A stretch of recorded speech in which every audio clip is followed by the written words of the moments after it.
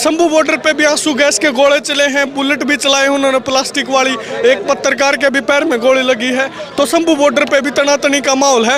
हर जगह ये चाहते हैं कि किसान आगे ना बढ़े। अक्षय नरवाल है तो एक और कौन है देख।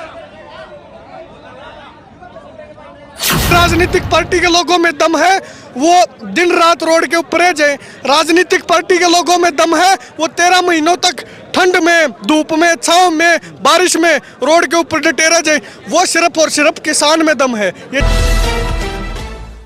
नमस्कार, मैं हूं जब भारद्वाज और आप इसमें ग्राउंड मीडिया देख रहे। साथियों, इस वक्त हरियाणा पंजाब बॉर्डर के ऊपर हमारी टीम मौजूद है। दिखा दे एक बार घुमा के तमाम तस्वीरें। लगभग 13 महीने जिस टाइम पर आंदोलन चला था, उस टाइम पर भी पहला दिन था कुंडली बॉर्डर के ऊपर। अक्षय जी, आपकी और हमारी मुलाकात हुई थी। हाँ जी भाई, बिल्कुल। तो देश के प्रधानमंत्री ने 3 कानून रद्द तो कर दिया, अब क्या रह गया? देखो भाई, जहाँ से आंदोलन छूटा था जी, आंदोलन पहले भी पोस्टपोन हुआ था, आंदोलन खत्म नहीं हुआ था। जी जी, वो आंदोलन का दूसरा पार्ट शुरू हो रहा है जी। वो पार्ट इसलिए शुरू हो रहा है क्योंकि जो सरकार ने अपने कमिटमेंट्स करे थे, जो वायदा कराया था, जिसके ऊपर सहमति बनी थी, उन पर सरकार पाछा टन लाग रही है। सरकार अपनी जो दी और जुबान था पाछा टन लाग रही है, इसलिए आंदोलन शुरू हो रहा है। अच्छा, बैरिकेड कर रखी है, आंसू गैस के गोले दागे जा रहे हैं लगातार उस तरफ से। लगातार ग्राउंड मीडिया की जो टीम है उन तस्वीरों को कैद भी करने लग रही है। कील तक गाड़ दी गई है, पैरामिलिट्री है, 50 कंपनियां तैनात है। देखो, इस देश में आंदोलन करने वाले लोगों की आवाज को दबाया जा रहा है, और जो शांति प्रिय तरीके से लोग पंजाब तक भी तो खनौरी तक पहुंचे हैं लोग आराम तय। बीच में तो कोई दिक्कत नहीं हुई। या सारी उड़दंगबाजी आड़े आगे क्यों हुई? आप इन्हें सीधे जाने देंगे, ये लोग दिल्ली तक भी शांति तक पहुंचते। लेकिन सरकार क्या है, सरकार को जो बीजेपी की सरकार है, कह रहे हैं, आपका मैं एक बात काटना चाहूंगा। आप कह रहे हैं कि पंजाब से यहाँ तक आ गए हैं। पंजाब के अंदर आम आदमी पार्टी की सरकार है। बीजेपी का कहना है कि आम आदमी और कांग्रेस तो जानबूझ करके ये आंदोलन करवा रहे हैं। देखो, हमें नहीं पता उन किसकी क्या पॉलिटिकल इंटेंशन है। आप आम आदमी पार्टी और कांग्रेस को आंदोलन, आप उनको मौका क्यों देते हो राजनीति करने का? आप कह रहे हो कि वो आंदोलन करवा रहे हैं, आंदोलन करना ही ना पड़े, आप किसानों की डिमांड्स को पूरा कर दीजिए। क्यों आंदोलन करेगा किसान, और क्यों कांग्रेस और आम आदमी पार्टी इनका साथ देगी? देखिए, मैं पहले दिन से कह रहा हूँ, चाहे आम आदमी पार्टी की सरकार हो, पंजाब के भाई बैठे हैं, पंजाब के लोग नू का आग रहे, हमने तो आम आदमी पार्टी की सरकार चुन ली, तो हम लोग आम आदमी पार्टी सरकार ने चुनने का काम ना करियो।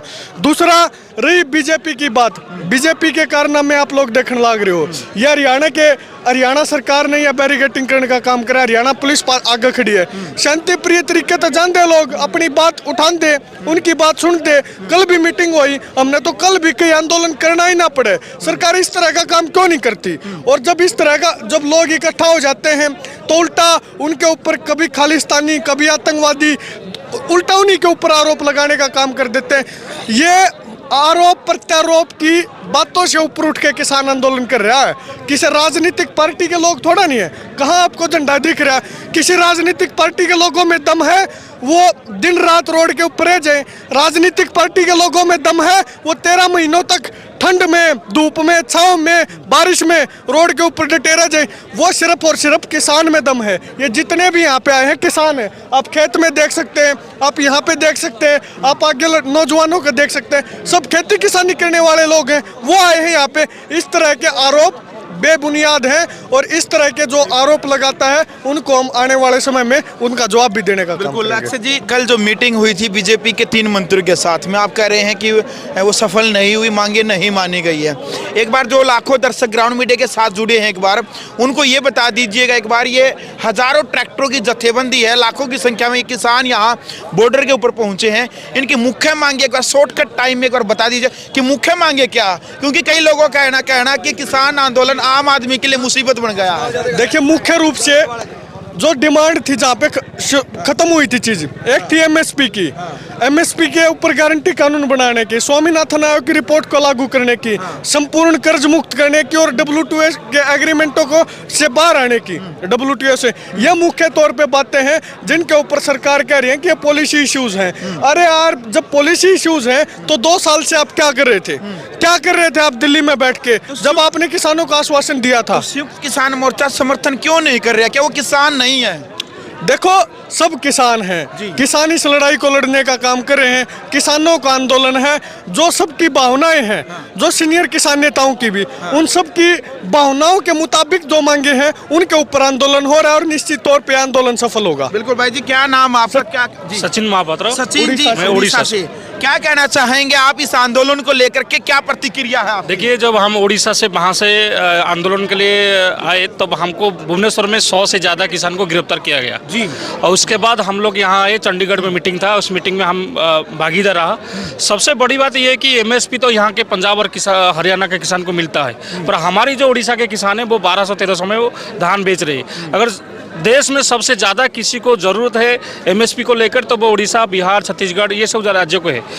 सरकार ये दिखाने की चाहते है कि ये लड़ाई पंजाब और हरियाणा का है। बाकी मैं तो ये कहना चाहता हूँ कि ये देश में रहने वाला हर एक किसान का लड़ाई है। हम 2000 किलोमीटर दूर है दिल्ली से ये आने जाने के लिए हमारी 10,000 मतलब खर्च हो जाता है और उड़ीसा का किसान का जो इनकम है वो 5,000 है। तो इसमें सोच लीजिए फिर भी हम 100 से ऊपर किसान आ रहे थे।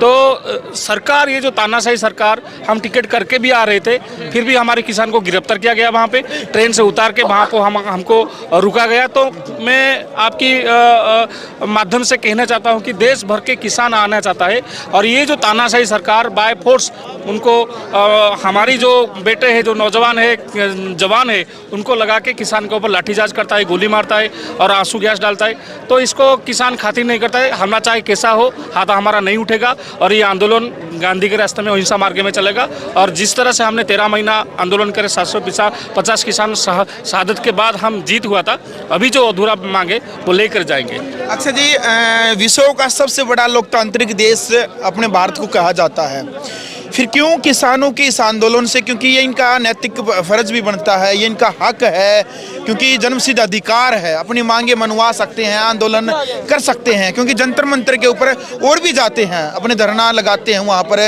लेकिन सरकार किसानों के धरने से इतनी क्यों डर में, क्यों सरकार के चूड़े हिली हुई है?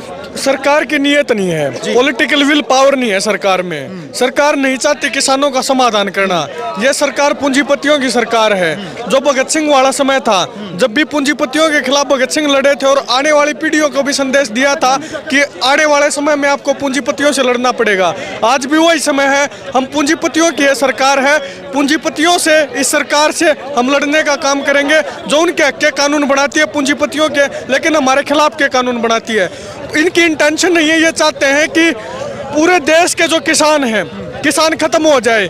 हर 1 घंटे में 2 किसान आत्महत्या कर रहे हैं इस देश में। इस देश में सबसे ज्यादा इकोनॉमी को कंधा देने वाला सेक्टर एग्रीकल्चर सेक्टर है। इस देश में सबसे ज्यादा एम्प्लॉयमेंट जनरेट करने वाला सेक्टर एग्रीकल्चर सेक्टर है।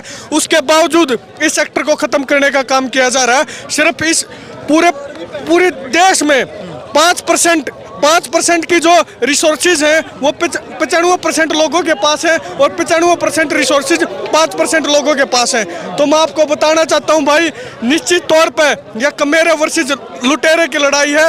और ये लूट, किसानों की लूट, गरीबों की लूट, मजदूरों की लूट, यह सरकार कानून बना के करवाने का काम कर रही है। तो अभी बैरिकेड क्यों नहीं तोड़ रही है? देखो, हम स्ट्रेटेजी बनाएंगे, हमारी स्ट्रेटेजी है कुछ जो सही समय पर हम आपको भी बताने का काम करेंगे कि कैसे हम आगे कुछ करेंगे, कैसे हमें क्या करना है। क्या अपडेट है? सुनने में आया कि तोड़ दिया है। शंभू बॉर्डर पे भी आंसू गैस के गोले चले हैं, बुलेट भी चलाए उन्होंने प्लास्टिक वाली। एक पत्रकार के भी पैर में गोली लगी है। तो शंभू बॉर्डर पे भी तनातनी का माहौल है। हर जगह ये चाहते हैं कि किसान आगे ना बढ़े, अपनी आवाज ना उठा सके, अपनी बात ना कह सके। और इस सबसे बड़े लोकतांत्रिक देश में बड़ी शर्म की बात यह है हमारे लिए कि इस देश में, जो देश का, दुनिया का सबसे बड़ा लोकतांत्रिक देश है, उसमें इस डेमोक्रेटिक स्पेस को कम किया जा रहा है। इस विरोध के, जिसमें आप देखोगे लोकतंत्र में अगर विरोध नहीं है तो लोकतंत्र का कोई मतलब नहीं है। आप कह रहे अंतिम सवाल अक्षय भाई कि पंजाब के किसान दिल्ली कूच करने की बात कह रहे हैं, आप कह रहे हैं कि पूरे देश का किसान साथ में इस आंदोलन के। फिर पिछली बार जब 13 महीने आंदोलन चला था तो हरियाणा ने पंजाब वाले भाइयों का साथ दिया था। अभी आगे जो प्लान है, हरियाणा के किसान क्यों नहीं इकट्ठा हो रहे? फिर देखो, हरियाणा के किसान भी इकट्ठे होंगे निश्चित तौर पे। जब हम आगे बढ़ेंगे तो हरियाणा के किसान भी बढ़ चढ़ प्लान में शामिल नहीं किया गया। नहीं, प्लान में भी शामिल है, हर जगह शामिल है। तो कौन करे? देखो, मैं आपको एक बात बताना चाहता हूँ, हमें एक बात समझ लें। जो हरियाणा का किसान है वो पंजाब के 100 किसानों के बराबर एक किसान है।